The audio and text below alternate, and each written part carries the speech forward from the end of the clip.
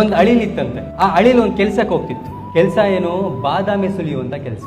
100 kg ಬಾದಾಮಿಯನ್ನ ಸುಲಿದ್ರೆ ಆ ಅಳಿಲಿಗೆ 10 kg ಬಾದಾಮಿಯನ್ನ ಸಂಬಳವನ್ನಾಗಿ ಕೊಡ್ತಿದ್ರು. So ಅಳಿಲು ಒಂದು ವಾರ ಕುತ್ಕೊಂಡು 100 kg ಬಾದಾಮಿ ಸಿಪ್ಪೆಯನ್ನ ಸುಲಿದು 10 kg ಬಾದಾಮಿಯನ್ನ ಸಂಪಾದನೆ ಮಾಡುತ್ತೆ.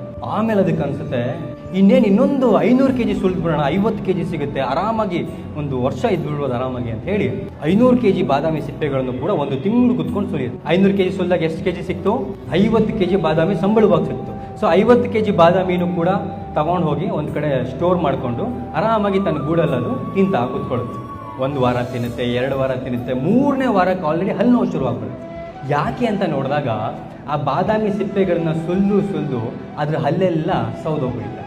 ಅದೇನಂತ ಯೋಚನೆ ಮಾಡ್ತು, ಚೆನ್ನಾಗಿ ಸುಲಿದ್ಬಿಟ್ಟು ನಾಳೆ ಕುತ್ಕೊಂಡು ತಿಂತೀನಿ ಅಂತ ಯೋಚನೆ ಮಾಡ್ತು. ಇದೇ ಒಂದು ಪರಿಸ್ಥಿತಿಲಿ ಎಷ್ಟೋ ಜನ ಇದ್ದಾರೆ. ನಾವೇನು ಮಾಡ್ತೀವಿ, ನಾಳೆ ರಿಟೈರ್ಮೆಂಟ್ ಲೈಫ್ ಚೆನ್ನಾಗಿರಲಿ ಅಂತೇಳಿ ಇವಾಗ ದುಡಿತೀವಿ, ಬಟ್ ಇವತ್ತಿನ ಕ್ಷಣಗಳನ್ನ ಬದುಕೋದನ್ನ ಮರ್ತ್ಕೊಳ್ತೀವಿ. ನಾಳೆಗೋಸ್ಕರ ಬದುಕೋದು ತಪ್ಪಲ್ಲ, ಬಟ್ ನಾಳೆಗೋಸ್ಕರ ಬದುಕ್ತಾ ಇವತ್ತು ಫ್ಯಾಮಿಲಿ ಜೊತೆ ಟೈಮ್ ಸ್ಪೆಂಡ್ ಮಾಡೋದಾಗಿರ್ಬೋದು, ನಿಮ್ಮ ಬಗ್ಗೆ ನೀವು ಕೇರ್ ತಗೊಳ್ಳೋದಾಗಿರ್ಬೋದು, ನಿಮ್ಮ ಹೆಲ್ತ್ ಬಗ್ಗೆ ಕೇರ್ ತಗೊಳ್ಳೋದಾಗಿರ್ಬೋದು, ಇವನ್ನ ಯಾವತ್ತೂ ಕೂಡ ಮರಿಬೇಡಿ. ಬಿಕಾಸ್ ನಿಮ್ಮ ಕೆಲಸಕ್ಕೆ ರಿಟೈರ್ಮೆಂಟ್ 60 ವರ್ಷಕ್ಕೆ ಹೌದು, ಬಟ್ ಜೀವನದಲ್ಲಿ ರಿಟೈರ್ಮೆಂಟ್ ಯಾವಾಗ ಬೇಕಾದರೂ ನೆಕ್ಸ್ಟ್ ಸೆಕೆಂಡಲ್ಲೇ ಬೇಕಾದರೂ ಆಗ್ಬೋದು.